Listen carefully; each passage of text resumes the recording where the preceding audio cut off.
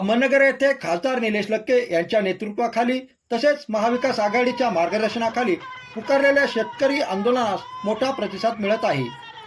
दुधाला योग्य भाव मिळावा, कांद्याला हमीभाव मिळावा यासही शेतकऱ्यांच्या विविध मागण्यांसाठी अहमदनगर दक्षिणेचे खासदार निलेश लंके यांनी अहमदनगर जिल्हाधिकारी कार्यालयासमोर शेतकऱ्यांसह गाई म्हशी शेळ्यांबरोबर ठिय्या देण्याच्या आंदोलनास रविवारच्या तिसऱ्या दिवशी राज्य शासनाचे शेतकऱ्यांच्या मागण्याकडे लक्ष वेधण्यासाठी निलेश लंके यांनी अहमदनगर शहरातून ट्रॅक्टर रॅली काढण्यात आली.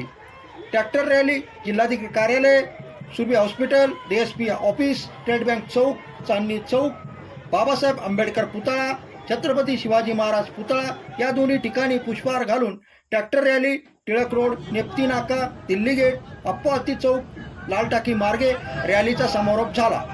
नगर रिपोर्टर बाबा ढाकणे, अहमदनगर.